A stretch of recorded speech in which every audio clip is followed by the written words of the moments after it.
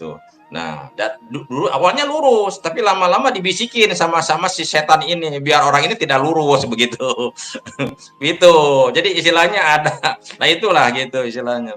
Gitu. Jadi memang dari dirinya sendiri lah kalau mungkin di HP, di apa ya. Jadi lama-lama kena virus lah begitu. Itu. Nah, jadi memang susah lah gitu ya, tapi dengan ajakannya Lokajaya gitu istilahnya ya bagus lah. Mudah-mudahan dengan kesadarannya mereka juga mulai-mulai paham lah gitulah istilahnya. Makanya di sini saya dengan ada judul yang tadi disebut narasumber ahli pengobatan ruqyah, maksudnya ruqyah gitu ya. Ya, maksud disebut istilahnya karena memang saya puluhan tahun saya meruqyah gitu ya dari bermacam kalangan gitu istilahnya gitu dari bermacam kalangan biasa sampai dari dokter dari profesor dari itulah di dalam negeri sampai ke luar negeri gitu kan istilahnya pengobatan itu istilahnya gitu. Jadi Itu sering juga paham gitu ya. Ya. Masya Allah ya. Itu barangkali Ya. teman-teman nih mau pengobatan yang udah berikhtiar ke dokter kemana juga kadang belum sembuh ya. Kadang hanya dikasih air itu sembuh. Nih, insya Allah Bapak ini ahli dalam pengobatan medis maupun non medis ya. Mungkin barangkali teman-teman ada nih saudara atau siapa yang sudah berikhtiar kemana aja belum sembuh ya, barangkali ke Bapak ini bisa menjadi suatu lantaran gitu loh ya. Kita jangan gengsi lah dikatakan dukun, jangan apa namanya alergi lah. Kalau saya nggak mau dikatain apa aja terserah, yang penting dari Iya. situ kita lillahi ta'ala. Kalau udah lillahi ta'ala itu masa bodoh orang mau ngatain apa segala macam.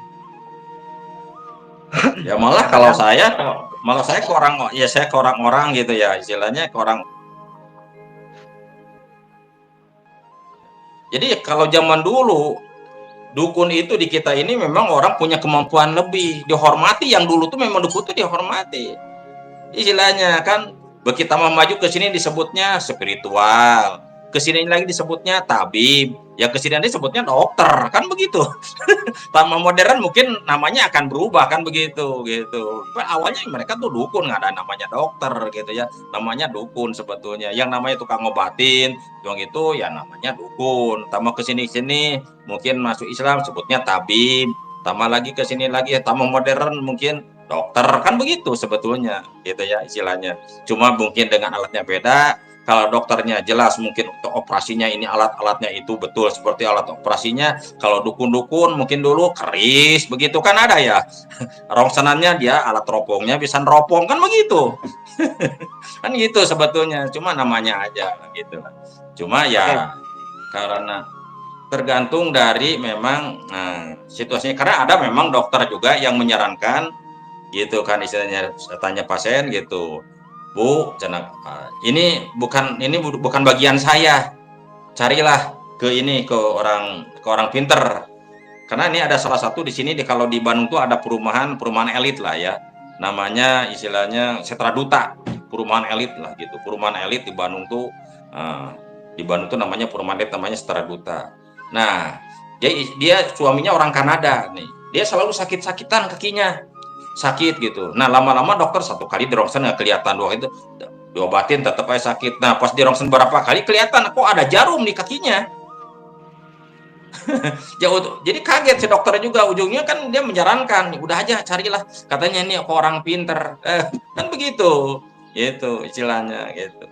Jadi memang ada keahliannya masing-masing. Jadi dokter juga kalau memang di luar nalar, di luar kemampuan dia juga menyarankan cobalah carilah obat kampung bahasanya kan begitu ya istilahnya. Jadi sebagai spiritual atau paranormal tidak perlu gengsi, dipelajari atau kalau betul-betul diperdalam, dipelajari gitu istilahnya bisa jadi istilahnya bisa membantu gitu kan istilahnya kerjanya para dokter, bisa membantu kerjanya istilahnya ya para polisi kan gitu. Makanya kan polisi banyak yang meminta gitu. Yang ke saya nih yang datang ke saya itu ya, kehilangan ini atau mungkin mencari orang pembunuh gitu ya. Nah, itu sering gitu. Jadi nggak aneh lagi sebetulnya. Makanya saya ketawa kalau orang-orang mencemoohkan, wah itu mah dukun tuh apa-apa gitu.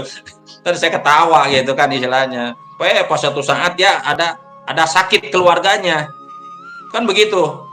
ada sakit keluarga, kesurupan, kalau kesurupan tidak mungkin langsung dibawa ke dokter, dibawanya ke orang, apakah ke ustadz, ke kiai, yang penting mungkin ngerti dalam bidang agama. Karena orang kesurupan tidak langsung dibawa ke dokter, beda lagi kan gitu. Gitu. Nah, itu sebetulnya istilahnya berguna juga lah gitulah. Gitu. Ya, lanjut. Ya, langsung. Nih kita kembali lagi ya ke apa namanya judul pembahasan, yang dimana tadi saya judul pembahasan untuk peringatan besar terhadap orang-orang yang bermain pesugihan. Nah, judul ini tentunya ada ya salah satu orang yang berdekat dengan saya juga. Beliau ini sangat istimewa. Menurut sampean, peringatan besar bagi orang-orang yang melakukan suatu pesugihan ini adalah suatu musuh besar daripada Sang Kinasih Satriya Piningit. Menurut sampean ini seperti apa ini dengan tanggapan seperti ini? Betul, betul. Apalagi Satria Piningit. Saya aja nih, maaf nih Mas. Awalnya saya udah dari dua kemarin udah bilang. Saya ini ditugaskan selama saya berkecimpung dengan guru saya itu pertama 5 tahun dari bangsa jin, Mas. 5 tahun tuh bangsa jin laut, udara tuh pada datang ngajarin saya. Ya, gitu kan istilah. Tapi saya dasarnya kan agama dulu dari kecil pesantren. Saya tanya, ini kamu itu agamanya apa? Gitu kan, saya tanya dulu. Saya tuh bangsa jin, tapi saya tanya agamanya Islam. Jadi saya disejajarkan dulu lah. Jadi takutnya dibelokkan. Nah, 5 tahun lagi saya belajar dari bahasanya lah, dulunya orang-orang soleh lah gitu ya. Nah, orang-orang soleh dulunya dari Bang Saruh, tapi dulunya orang-orang soleh. 5 tahun belajar lagi gitu ke mereka. Jadi yang datang tuh mereka yang datang ke saya begitu. Ya, datang lagi bertahap begitu. Jadi makanya mengetahui kelemahan jin apa. Nah, salah satu tugasnya saya itu awalnya itu yaitu membasmi kemusyrikan. Banyak yang pusikan saya tangkap, bukannya bohongan. Coba di Kampung Mas siapa? Seperti waktu saya ke sana ke Kebumen, ke Lokajaya ke sana. Nah, saya tahu di situ ada yang memelihara satu orang. Makanya orang banyak kehilangan uang di sana. Coba aja tanya ke sana. Saya bisa nangkap. Saya kalau suatu daerah dia ada pesugihan saya tahu. Tanya aja pasien-pasien udah ribuan, 20-an ribu lah gitu ya. Jadi kalau saya datang ke suatu tempat ke daerah, di situ ada pesugihan saya tahu. Nah, karena tugas saya gitu istilahnya. Makanya saya kenapa mendatangi, ini maafnya saya tidak akan sebutkan lah, ulangi lagi. Kenapa saya mendatangi suatu kemarin pondok pesantren atau dulunya perguruan? Saya di situ dijelaskan, nelpon ke orangnya, ke tangan kanannya.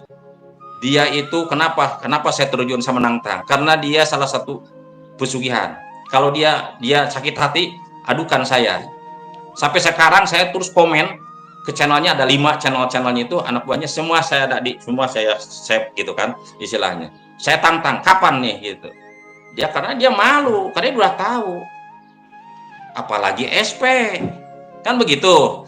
Ya, apalagi SP. Saya aja dididik orang gaib itu pertama itu istilahnya disuruhnya itu membasmi kemusyrikan.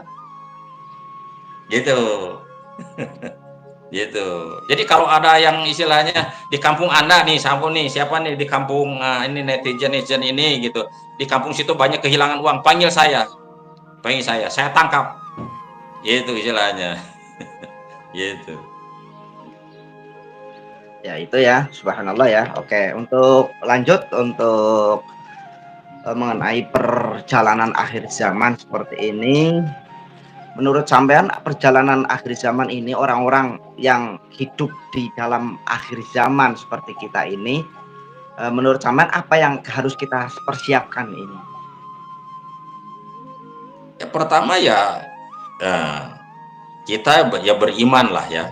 Beriman itu yakin, percaya dengan keyakinannya yang kalau kita ya yakin kepada Allah kan gitu. Rajinlah beribadah.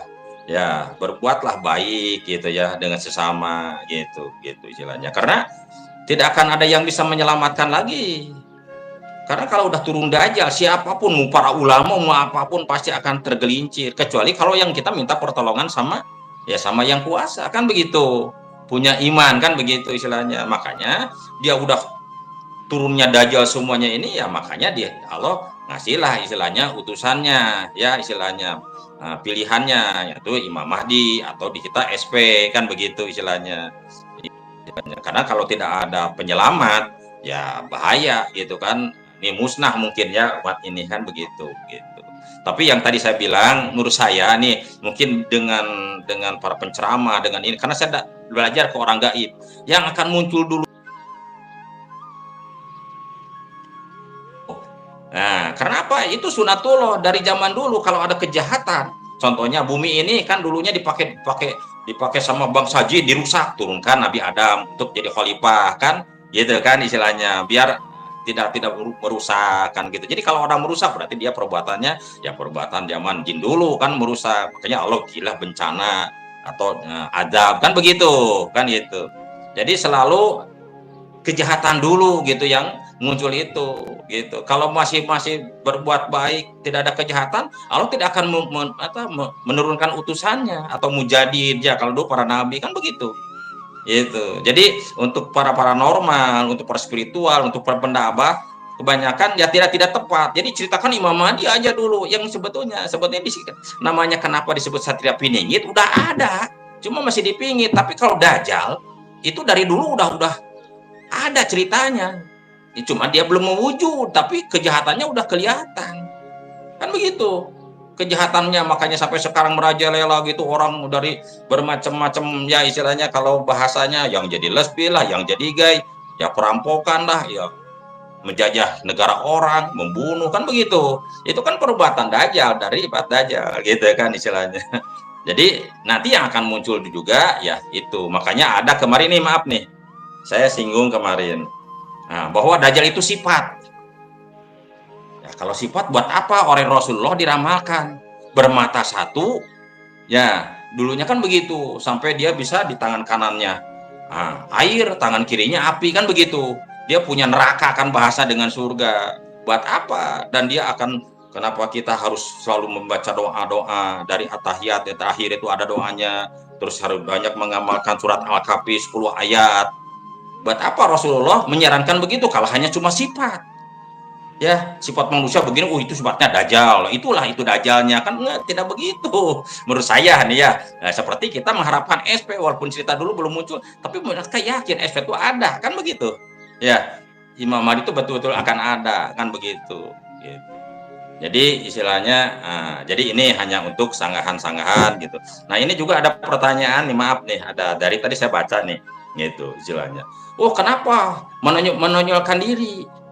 Nih, saya sekali lagi nih, maaf Mas Surya, dan ke yang lain dengarkan. Kalau saya tukang ngobatin, ibaratkan tukang servis. Beda lagi kalau kiai ini mau ceramah nih, ya, ceramah. Sebulan ceramahnya gitu, nanti ceramahnya, tapi di situnya poster terpampang nih. Terpampang Kiai Haji ini atau Habib begini gitu. Itu udah sombong duluan dia itu. Udah pakai jubah, pakai ini, sudah sombong duluan, ceramahnya belum udah sombong duluan, udah pingin nanti dihormat, dicium tangan.